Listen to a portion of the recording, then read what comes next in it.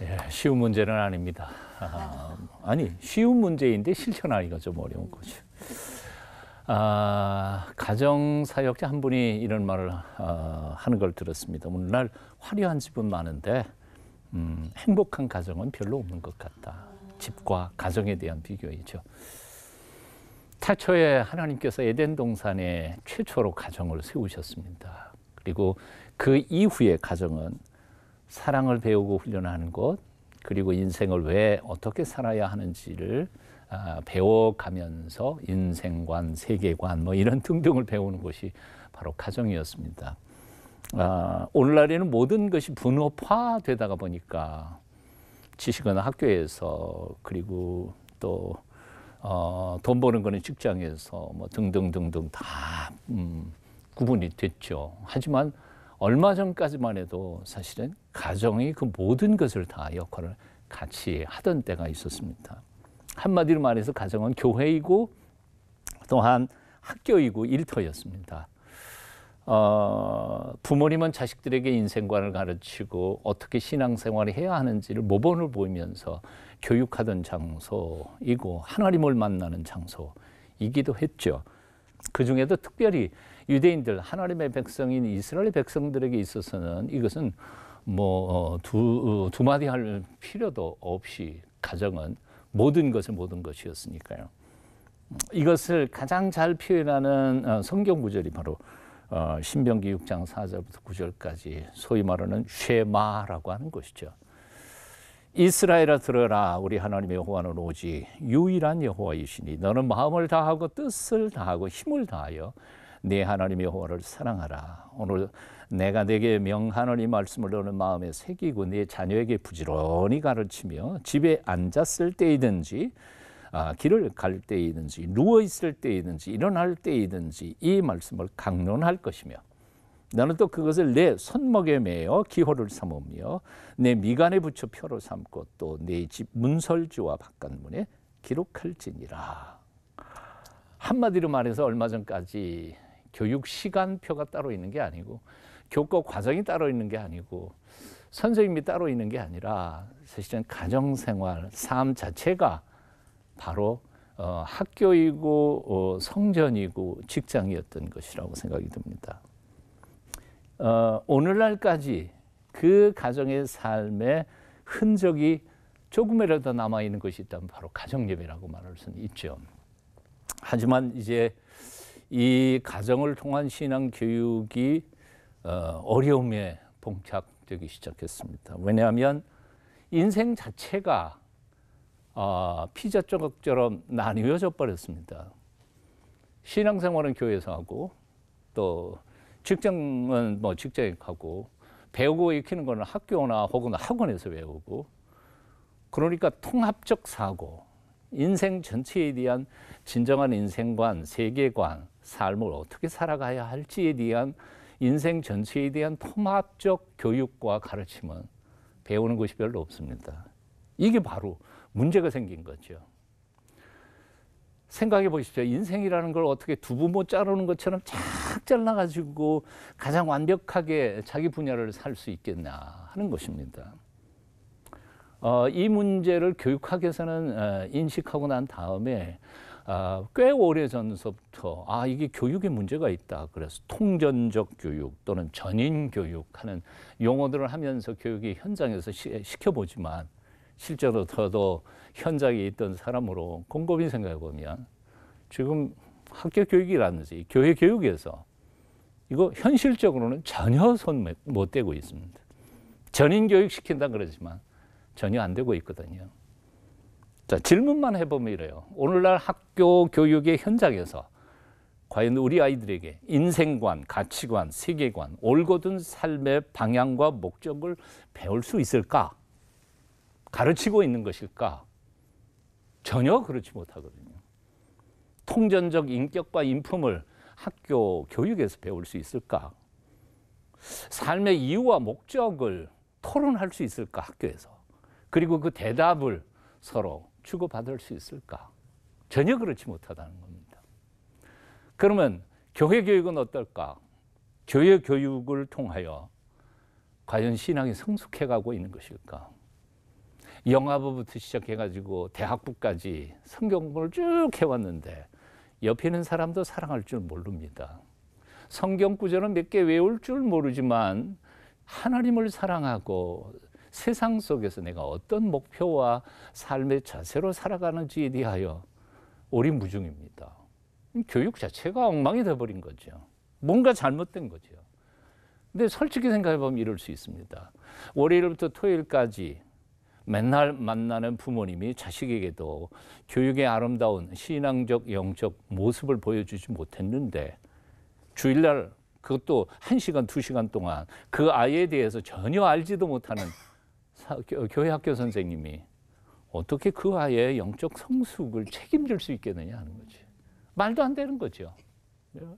이거는 가능하지 않은 문제입니다. 바로 그래서 이제 다시 부모님들이 아이들의 신앙 교육에 책임을 져야 할 때가 됐다는 겁니다. 어디에서요? 가정에서요. 본을 보여야 하는 거죠. 가르치는 게 아니라 참된 그리스도인의 삶을 어떻게 살아가며 그리고 정말 임마누엘 하나님을 아빠는 엄마는 어떻게 경험하고 체험하는지 그리고 하나님의 명령, 계명 앞에서 엄마 아빠는 얼마나 자신의 고집을 꺾고 순종하는지에 대하여 보여줘야 된다는 거죠. 시편 기자들은 함께 하나님 앞에서 더불어 살아가는 삶의 축복에 대해서 이렇게 노래했습니다. 보라, 형제가 연합하여 동거함이 어찌 그리 선하고 아름다운가. 머리에 있는 보배로운 기름이 수염 곧 아론의 수염이 흘러서 그의 옷깃까지 내림 같고 헐몬의 이슬이 시온의 산들의 내림 같도다. 거기서 여호와께서 복을 명령하셨나니 곧 영생이로다. 물론 이 시는 12지파가 함께 모여서 하나님 앞에 예배하는 아름다운 장소의 모습에 대한 찬양이죠.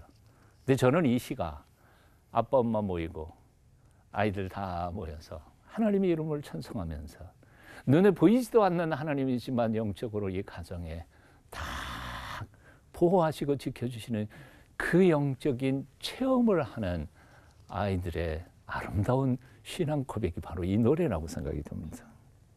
이런 놀라운 경험을 어려서부터 체험한 아이는 세상에 아무리 유혹이 많다 할지라도 넉넉히 세상을 이길 줄로 믿습니다. 이제는 아무리 힘들고 어려워도 가정예배 다시 시작해봐야 합니다. 가정에서 아빠가, 엄마가 자신의 잘못을 고백하며 아빠, 엄마가 최고의 권위를 가진 사람이 아니고 이 가정의 최고의 권위는 하나님이시고 하나님의 말씀인 것을 아이들 앞에 보여줄 때 아빠, 엄마 넘어서 살아계신 하나님을 시선으로 바라보면서 새 인생 살게 될 줄로 믿습니다. 힘들죠? 아니요. 그래도 가정예배 회복하십시다. 기도하겠습니다. 태초에 에덴 동산의 가정을 만드신 하나님, 우리 가정들이 하나님께서 계획하셨던 축복의 동산으로 세상을 따뜻하게 만들어가는 복의 근원지로 다시 사용하여 주시옵소서. 예수님의 이름으로 기도하옵나이다. 아멘. 아멘.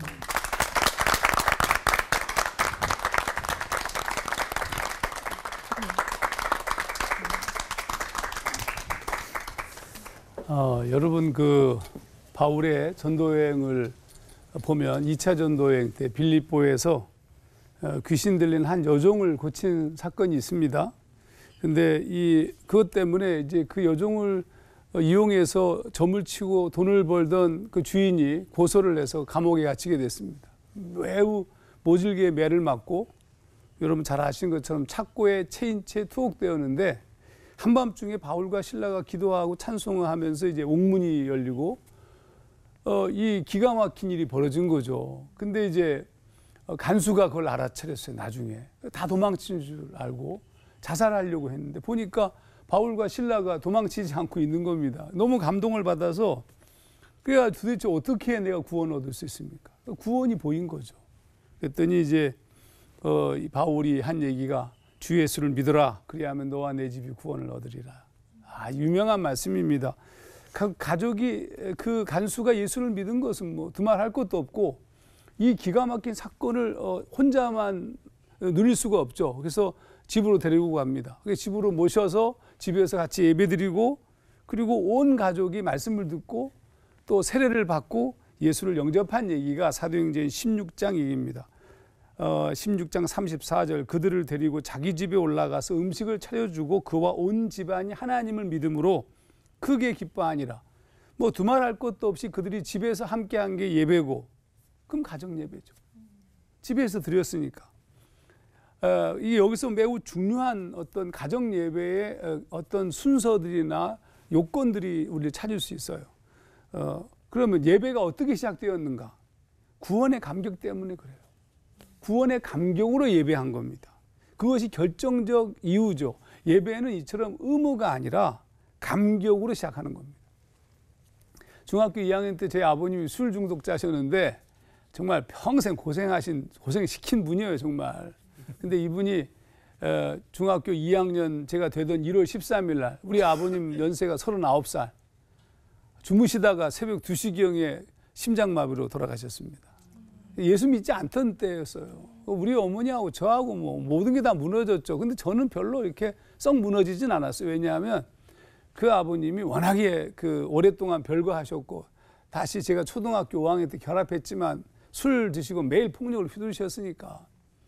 근데 이제 아버지가 돌아가시고 나니까 장례를 치러야 되잖아요. 저희가 새해 들어 살았는데 주인집 여주인이 집사님이셨어요. 기독교식으로 하라고. 뭐 어떻게 해야 될지 모르니까 기독교식으로 하자고 그래서 기독교식으로 한다는 게 뭐냐. 목사님이 오셔서 염도하고 모든 장례를 다 치러줬어요. 그리고 이제 그것 때문에 예의상 교회를 가게 됐는데 그 1월 13일 날 돌아가셨는데 1월 달에 있었던 부흥회에서 우리 어머니가 그냥 은혜를 받은 거예요. 하나님은 늘 그렇게 일하셔요. 근데 오셔서 그런데 이제 예배를 드려야 되잖아요. 아니 일주일에 한 번 뭐 교회 가는 건 당연하지만 어떻게 할까 하다가 이제 드디어 어머니하고 저하고 예배를 시도한 겁니다. 그건 뭐 예배가 됐겠어요. 그냥 그렇죠. 그냥 뭘 잘 모르니까 성경 읽고 찬송가도 모르는데 그냥 어떻게 그러다가 주기도문 보면서 외우고 이렇게 끝났지만 굉장히 감동적이었습니다. 핵심이 뭐냐면 가정 예배도 예배다. 이걸 잊어서는 안 됩니다. 그러니까 가정 예배도 예배라는 것은 모든 예배는 하나님을 신령과 진정으로 예배하는 자가 드릴 때 온전한 예배가 드리는 겁니다. 그러니까 가정 예배의 핵심은 개인의 신앙이 전제가 돼요. 물론 예배를 드리다가 믿음이 좋아지는 경우도 있어요. 그렇게도 가는 것이 옳습니다. 하지만 저는 최소한 가족 중에 한 명 이상이 신앙의 감격이 있어야 된다. 아까 우리 전도사님 말씀하신 것처럼 가정 예배가 계속 진행되는 이유가 뭐냐면 감격이 있어서 그래요.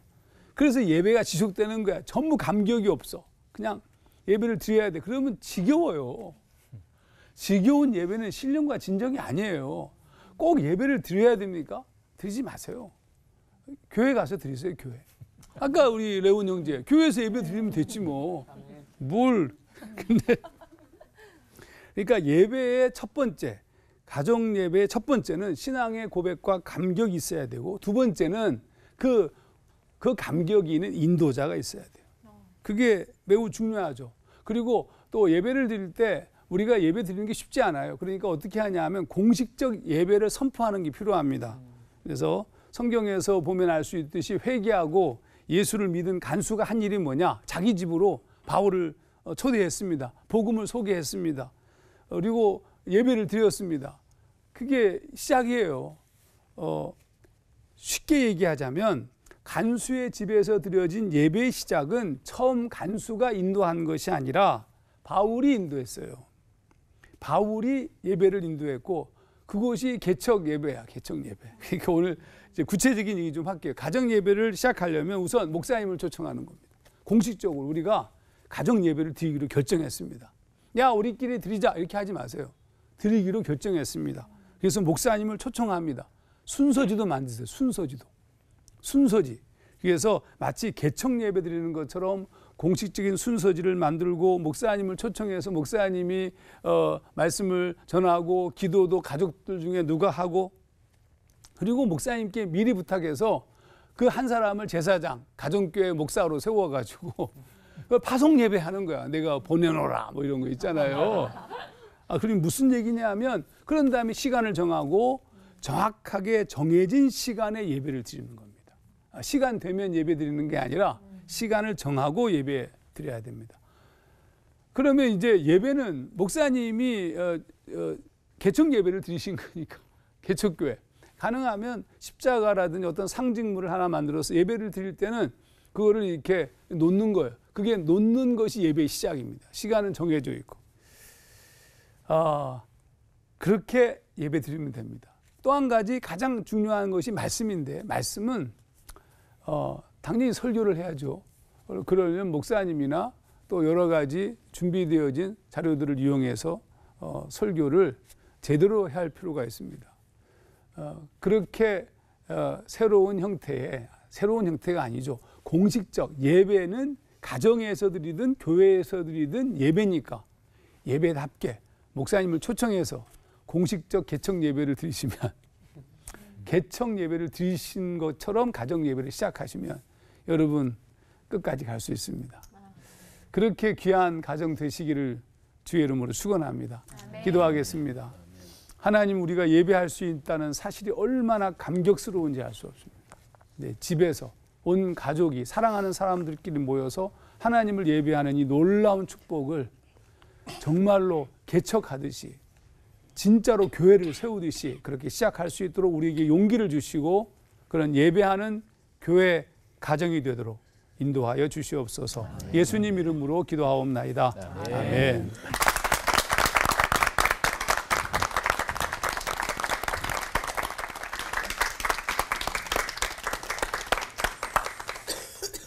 가정 예배 꼭 드려야 하나요? 이게 설교 제목, 그러니까 주제가 질문형으로 되어 있으니까 부담 없이 대답부터 하고 시작을 하겠습니다. 예, 드려야 됩니다. 질문에 대답하니까 숙제한 것처럼 마음이 좀 홀가분하네요. 예. 성경에서 가정의 중요성은 제 아무리 강조해도 지나치지 않습니다. 가정과 교회 중에서 어떤 게 더 먼저일까? 근데 성경으로 보면 명확한 걸로 말하면 하나님은 천지를 창조하시고 가정을 설립하셨습니다. 그러니까 가정이 먼저다 이렇게 얘기할 수 있겠죠. 근데 물론 창세기의 에덴 동산은 교회의 모형이기도 합니다. 그래서 의미상으로 보면 교회는 언제부터 존재하는가?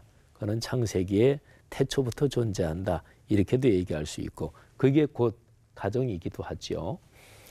교회와 가정의 중요성을 얘기할 때 아주 간단하게 답을 얘기한다면 교회와 가정이 사실은 하나인 공동체, 이게 중요하다 이런 얘기를 해요. 그리고 실제로 초대교회 시절에는 교회 건물이 따로 있지 않았습니다. 뭐 박해도 받고 그러던 시절인데 자기 집들 다 있고 교회 건물 따로 지어서 거기서 예배드린 게 아니거든요. 그러니까 초기 교회 시절에는 교회가 어디에서 모였다 그러면 그냥 성도들 중에서 집이 좀 넓고 같이 모여서 예배도 드리고 뭐 성찬식도 하고 이르기가 편한 집에서 예배를 드렸어요.